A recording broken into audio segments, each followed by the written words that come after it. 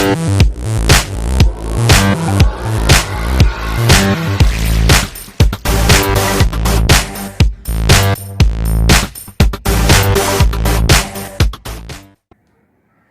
and welcome to the 17th edition of Marex Maritime News Bulletin.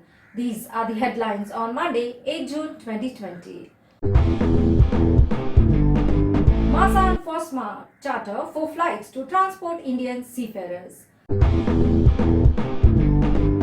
Logistic industry leaders shared their views on emerging business scenario. MUI holds event on mentoring across maritime sector. MSc seafarers back home from Rome.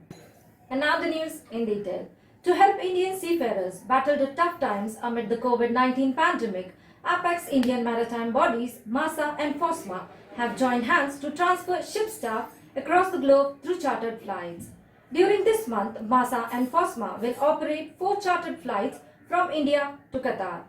This development is a huge relief for Indian shipmanning companies which have been constantly seeking evacuation of Indian seafarers stuck on ships for the past 3 months.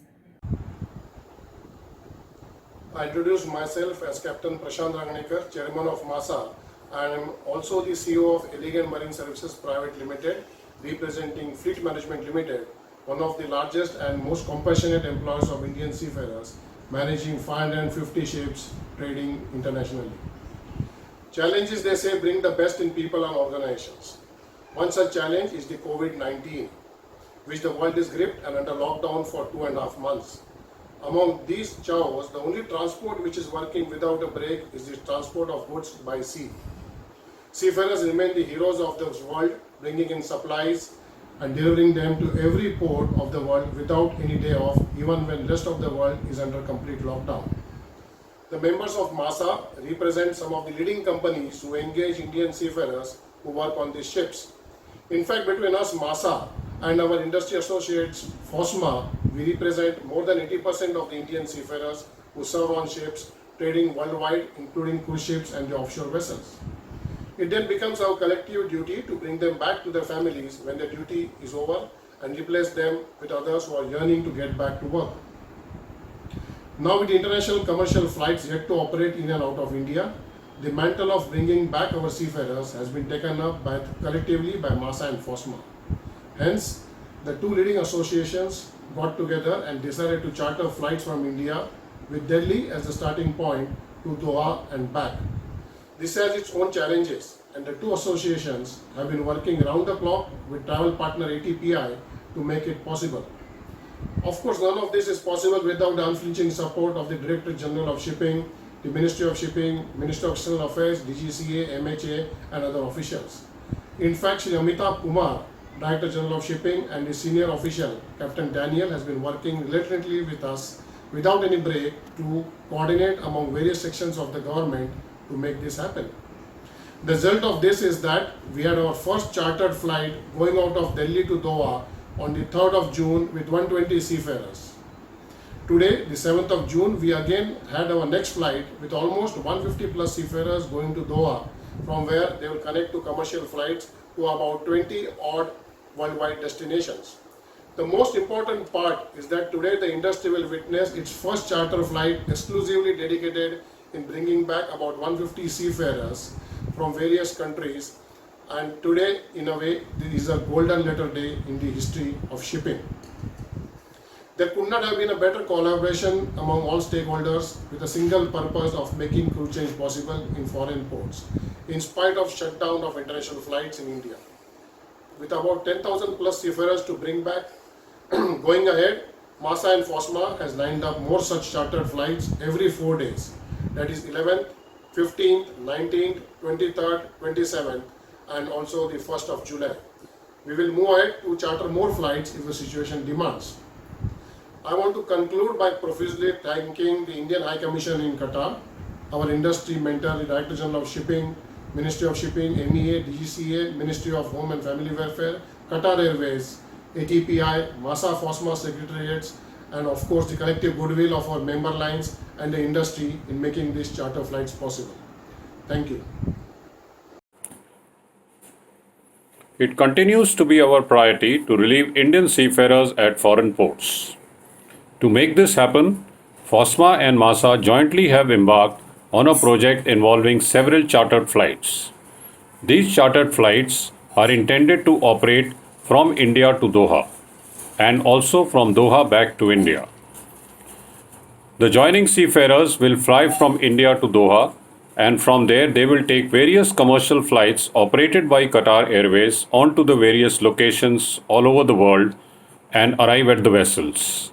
Upon arriving the vessels, they will relieve the seafarers on board, and the relieved seafarers will fly back into Doha.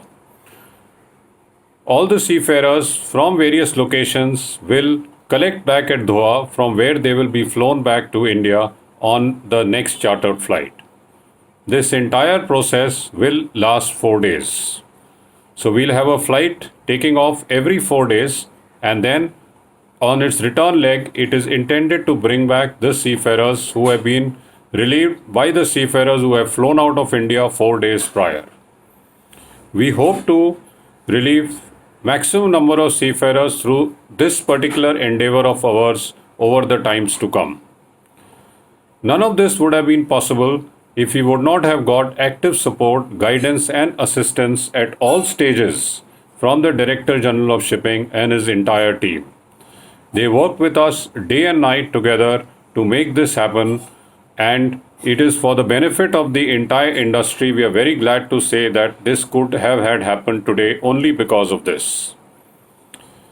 We like to also thank all the stakeholders who have been involved in this for giving us their support and assistance as needed at all times. In his recent address to the Indian business fraternity, Prime Minister Mr. Narendra Modi said, "Intent, inclusion, investment, infrastructure and innovation are crucial for India to revert back to a high growth trajectory once economic activities resume in a gradual manner." How will Indian logistic entrepreneurs benefit due to the anticipated spurt of sales across the country? Will flattering GDP numbers stall the growth of Indian logistics sector going ahead? Marex spoke to industry bigwigs. India still is not amongst 10 top countries when it comes to e-commerce sales and ranks 73rd in UN Index of E-commerce Readiness. The Chinese e-commerce market, on the other hand, is growing at the rate of 35%, and the share of e-commerce in retail sales is 15.9%. Since it demonstrates the importance of e-commerce in large countries, we can see that the potential in India is huge. Steve Jobs once said, "Innovation distinguishes between the leader and the follower." The word follower should be understood as a laggard. A typical conversation in India is about global best practices rather than setting standards or challenging the set standards by disruption. India now ranks 52nd in 129 countries on Global Innovation Index. Still a jump of 5 places in 1 year and 29 places over last 5 years, indicating a spurt of innovation in India. I hope this is a correct assessment and we will soon see the results on the ground. The biggest challenge for logistics service providers is now the customers are reliably unreliable when it comes to payment. It has now almost reached speculative proportions. The times ahead are both financially tough and disruptive. Most businesses already had sustainability challenges, and now they have even more challenges. This economic environment will separate the men from boys, and this is where the opportunity lies for the innovators and the agile. To revive the Indian economy and put it back on track, I think logistics, infrastructure and investment is going to play a major role. In the last 3 months, we have seen how important has been the connectivity, availability of goods, transporting them and reaching to the right people at the right time. Now, had there been no e-commerce, I think even the main supplies would have been affected very badly. but this e-commerce is going to play a major role going forward. The reason being, number one, people are going to move out lesser, people are going to go to the shops lesser, but the demand, if it arises, it will be met through the e-commerce. Now to create this demand, we have to get back to the supplies which are presently, which is a major challenge, is shut because of factories are shut, the migrant workers have gone home, and this whole country was on lockdown, on shutdown. Now with lockdown open, things will move. The production starts, the supply starts, the demand will be met.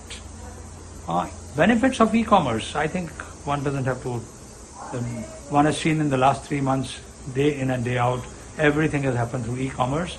The future is going to be e-commerce. The warehousing industry is going to have a paradigm shift so that the goods are delivered faster and at the consumption place. The Indian logistics industry is poised for a major growth. The right use of technology and the right use of resources will ensure that the logistics industry has a huge potential to offer multitude of solutions. Traditionally, the logistics service providers have been shying away from use of the right technology. And the post-COVID scenario, the social distancing norms has necessitated that the technology be used not only for handling of the cargoes, but also of tracking of the cargoes, of scheduling, of meeting the delivery norms, the time requirements, the visibility. All these requirements from the customers can be effectively handled using technology. Now, the companies that use this technology has a huge potential for growth. And I'm sure the Indian logistics professionals, as well as the forward-looking companies, are already exploring various technologies available for giving the right solution to their customers. The e-commerce sector especially has a huge potential. What we have seen is the supply chains have been disrupted. The local kirana shops or the local neighborhood stores are currently not in a position to make all kinds of goods available. Although the MSME has, and these stores fall under the MSME sector, they have been a huge backbone to our economy.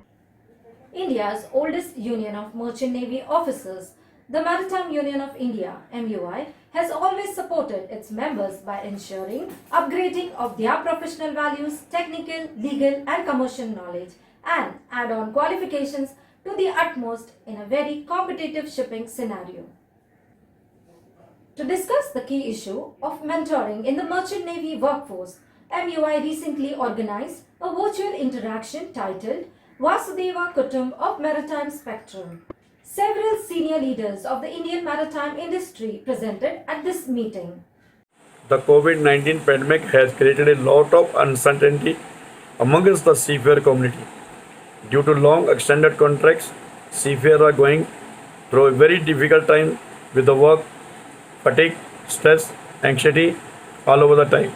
And it is not for just seafarer of those who are working on board ships, but the seafarer, those who are waiting at home to join the ship, and also equally vulnerable position. And we should not forget their families which are facing anxiety over this situation. At such time, we the Maritime Fraternity as a Vasudeva Kutum, that means one family, need to come together to hand over our members and mentor them in the right direction. This can only be achieved when all the stakeholders take up consciously to mentoring in their own capacity. The Director General of Shipping, Shri Amitabh Kumar ji, had made this suggestion in one of his webinars, and we took it upon ourselves to make this as a movement. Therefore, we organized the webinar on the topic mentoring across the maritime sector. Government has given the permission for chartering the flight. FOSMA, MASSA and other associations have started the sign-off and sign-on of the crew at the port, Doha and Colombo. I would like to appeal to all my seafarers that wearing a mask, use a hand sanitizer and maintain a social distance. These three things is necessary to avoid coronavirus. While working on board ship, maintain social distancing. Maritime Union of India, we are pleased to inform that we are launching a mentoring and coaching program for the seafarer community. That mentoring is a process which is much required in the maritime spectrum.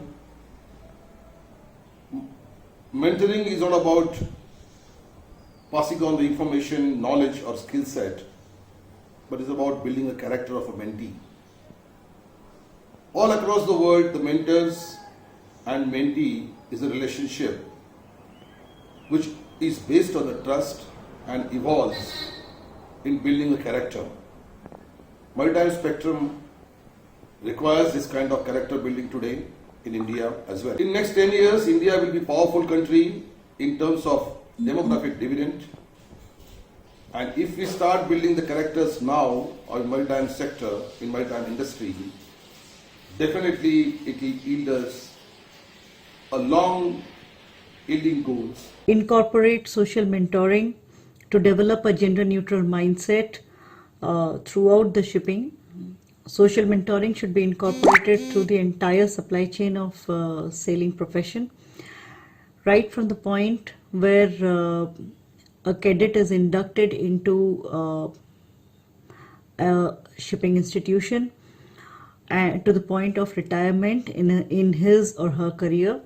Social mentoring should be also incorporated among the faculty members, among the shore-based staff who deals with the seafarers on a regular basis. And this is extremely important because it is not already a part of Indian culture, unlike some of the Western culture. And in order to be able to build a gender neutral mindset amongst our people, social mentoring for creating a gender neutral atmosphere should be injected into the system in this manner.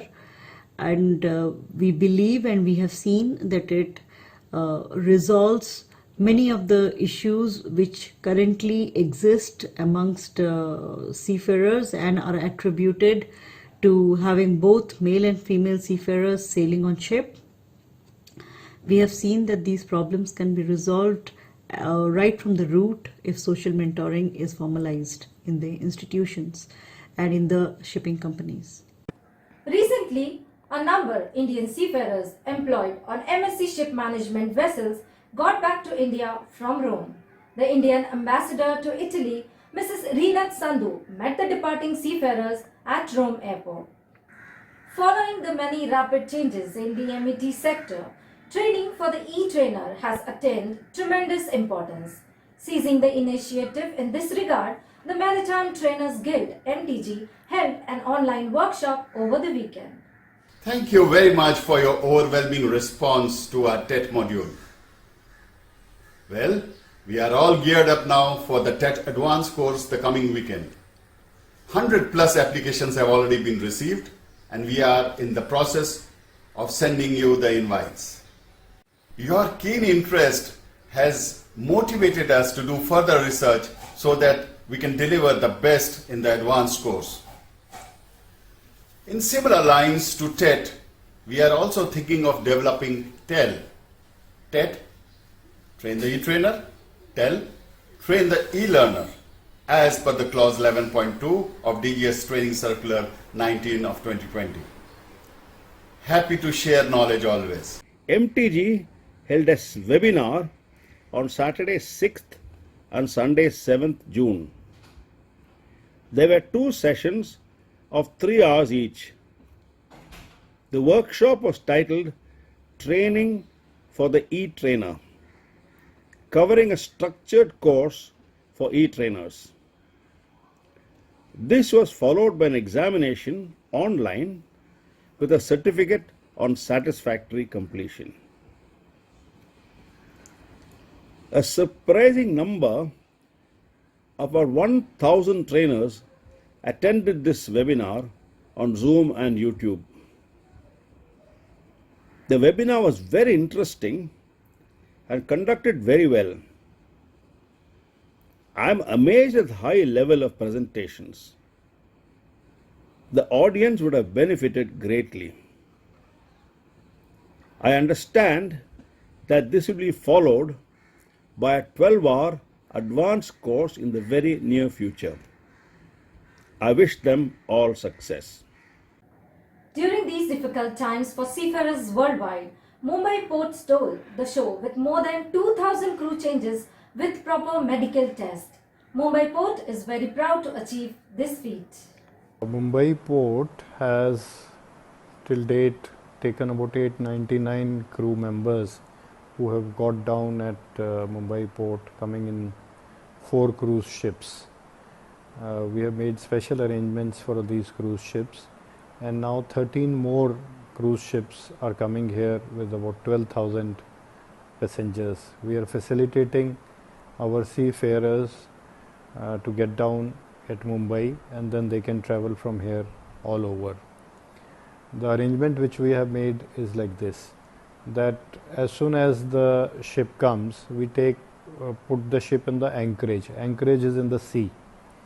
We send our doctors there, they take tests of everyone, and when after a day or after about 1 or 2 days, when the results come, if all the results are negative, then the ship is brought to the berth and they are allowed to get down. Then according to the passes which are given by the local municipal corporation, they are permitted to go to their various destinations. So this is the system, and I think it is working quite well, and all these seafarers who have been there outside for months, they are able to come back like this. And as it is on the ship, they have done more than their quarantine period. Some people have done 30 days, some people have done 40 days. The National Youth Council of India, a renowned platform for young and emerging influencers, recently hosted at a talk show the President Nari Shakti Puraskar winner Reshma Nilufar. India's First Lady Marine pilot had a message for the youth of the nation. I have 3 pointers for the youth of India, and the first one will be to work really hard. We all have heard of this saying which goes, when the going gets tough, the tough get going. So in these corona times, a lot of us are not feeling very productive or really raving to do really hard work, but this is the time we can be of support to the nation. You can think that you are just one drop in the ocean, but many drops make the ocean. So each one of us need to do our part of the work towards building this nation, strengthening this nation, and bringing her up. So the young, when you are young and raving, this is the time to really work very hard towards the improvement of this country. So when you're young, if you really work hard, you will get your much deserved rest when you are older, and when you cannot perform with your best abilities when you are old, that is the time you can take some rest if you worked hard in this age. So that's one. And number 2 will be to have short-term and long-term goals for yourselves, because many a times we see that when we don't have set goals for ourselves, we can work as hard as we could, but the focus is not there, the goals are not there, so we are losing out on really we're not giving the concentration, and the focus is lost somewhere because we did not have a specific goal for ourselves. So please have long-term goals for yourself and the short-term goals for yourself. So one by one, when you clear your short-term goals, you inch closer to your long-term goals. So this way you can focus your hard work and you can achieve real-time goals. And number 3 will be when you are young, we have a lot of inputs from all sorts of means of media. So this is an age where we have to prove that our country has unity in diversity. So we have so many debates about the differences, the cultural, the social, the financial, and the political differences which we have, and the diversity we have as a nation when it comes to varied religious, political views. and our diversity in the basis of religion and community and the financial condition of people. There are so many differences, but we need to come together as a nation, as the youth of a nation, as the future of the nation. So we need to build the nation together. So please come out of all these differences and work together and integrate your efforts as the pillars of the country, so we can make India great again. With the COVID-19 situation forcing a practical shutdown of maritime training institutes across the globe, online training has picked up in a big way. Here's casting a glance across the maritime world. Here at Tap It Live, we specialise in virtual training and putting the classroom in your hands via any internet-connected device. Our software allows for two-way interaction with content experts, providing an engaging and learner-focused environment. We are developing a range of virtual learning courses to meet the individual aspirations and international requirements. COVID-19 has highlighted the need for virtual training and the ability to adapt our current use of learning via the internet into something far greater. Tapit Group's CEO, Richard Turner, was in India only a few short months ago, before the pandemic outbreak, discussing this need with maritime industry leaders and institutes. Richard highlighted the benefits of virtual training, which included a significantly lower training budget as travel and accommodation is not required, giving seafarers the ability to undertake mandatory training from home, giving them more time with loved ones during their leave period, to name only a couple. At Tap It Live, we look forward to helping you change the way you manage your training requirements and delivery. We will gladly work with you to deliver our courses to meet your needs. On behalf of our CEO and team, we wish all seafarers good health, and we thank you for keeping world trade moving in these difficult times. A webinar on the much debated Merchant Shipping Bill 2016 was held over the weekend past. A panel consisting of experienced marine domain practitioners and former administrator utilized the opportunity well to express what we want and a way forward. In my opinion, the most important thing is to consolidate the conventions to which India is a party, which is scattered across the Act. Some are mentioned wrongly, some have been missed mentioning. So all this should be included along with their amendments. Also, the conventions have talked about tribunals to settle the disputes that arises in case of any accidents or marine incidents.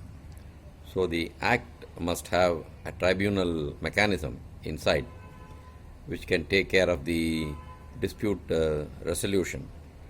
Also, the Act should allow, in case of such accidents, the provisions of alternate dispute redressal.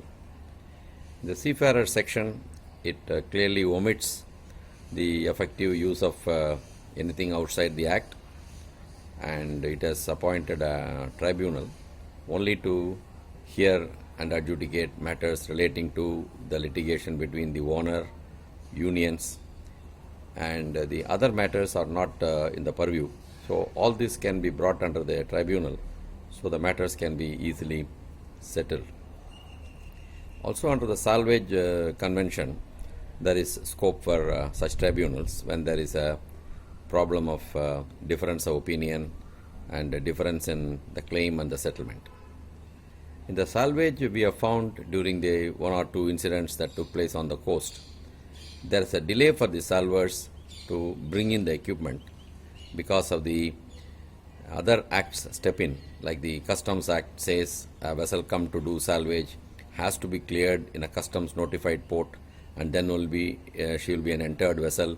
She can proceed to the other territorial areas of India and carry out the salvage. This process may delay the quick response possibilities, and also it's applicable to the other personnel who are on board the vessel to come in. So since they are working and they are coming in as a crew, it's okay. There will be no problem. If the vessel gets cleared, they come and do the job. If other experts are flying in through another means, that is, they are coming in by air, then there may not be enough time for them to obtain the necessary visas to land and give the advice, especially in the offshore sectors where we have to go and fight using the offshore supply vessels and other methods. So the DG should have powers, extraordinary powers, to clear this equipment, clear these vessels, and clear this personnel coming in under special provisions, which can be a post facto rectification by the respective departments in the ministry.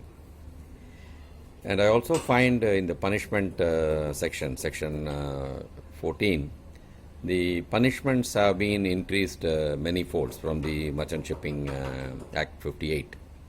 They've gone as much as 10 times, whereas this increase is not in line with the other amended acts or other acts where the punishments are awarded for similar type of crimes.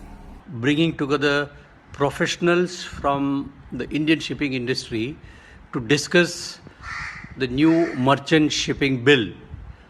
The old bill had lapsed, so a new bill is being drafted, and a lot of public interest wanted to input their points of view. It needed to be consolidated. So Amesi took the voluntary effort of bringing all these people, including retired government officials, people in business, people in profession, and with legal knowledge as well as practical experience to consolidate their inputs and present it to the government for review. Marex Media congratulates and wishes all the very best to the entire team of MASA Maritime Academy, MMA, Navi Mumbai, upon its 19th anniversary. Congratulations to all MASA member companies for having created and nurtured such an excellent world-class institution. Felicitations to the vision of the founding team from its concept at board level to completion at institute level. All the past and present stakeholders and associates of MASA, MTRF, the team of MMA, students of MMA, and the many patrons who all have worked tirelessly to establish it as one of the topmost post-sea premier institutes the world over. The idea to start Maritime Academy by MASA was triggered when the maritime training sector was thrown open to the private players by the Director General of Shipping. In late 1998, after obtaining the necessary permission, MASA started imparting training in a small way with only a couple of courses such as PSSR and OTFC from a place near VT station. The then MASA training team were keen to start a competency course, and so with that vision in mind, identified office space at Belapur, New Bombay to start MASA Maritime Academy. The institute started its first second mates course with 5 students in 2001 June. Gradually, the number of competency as well as modular courses were introduced, and the student strength increased to over 5,000 by year 2015. MASA Maritime Academy is known for its quality and attracts a good number of students. The pass percentage has been outstanding and the academy has an excellent reputation. The training fund contributed by the shipping companies, MTRF, partly subsidizes the courses so that the students receive quality education at an affordable cost. MASA Maritime Academy conducts Saraswati Puja and celebrates 2nd June as founding day.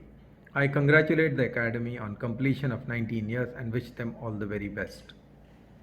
In furtherance to the objectives of the Trust, a beginning was made in early 2000 by setting up a training center at rented premises opposite Excelsior Theatre in Mumbai for conduct of basic STCW courses. Sensing the inadequacy of space and urgent need to cater to increasing demand, MTRF decided to set up MASA Maritime Academy at CBD Belapur in Navi Mumbai in its owned premises in the year 2001. Initial days emphasis was on post-sea courses, modular courses, as well as competency courses, all of which were classroom based. But as the requirements regarding training as well as demands changed, MASA Maritime Academy diversified in simulator training as well as skill development programs. From a very humble beginning of about 320 students enrolled in the first year of operation, the annual enrollment has gone up to around 3,000 recently. Okay. It is observed that about 80% of the students enrolled at MMA tend to return to the academy to undergo training in subsequent courses. The pandemic has definitely had an impact on the methodology of training. Now the emphasis has suddenly changed to online training, but considering the goodwill and quality of education that has been imparted at MMA, we have no hesitancy in claiming MMA will bounce back with renewed energy and vigor and will be in position to deliver to the satisfaction of all the stakeholders. Stay indoors and stay safe. Finally, as I sign off this news bulletin, here is an important piece of news. At least 11 countries in the world have recently reinstated COVID-19 restrictions over the second wave fears. Health experts believe that the easing of restrictions, changes in weather pattern, the intrinsic nature of pandemics, a sense of complacency, and a combination of such parameters may lead to a new phase of corona infection across the globe.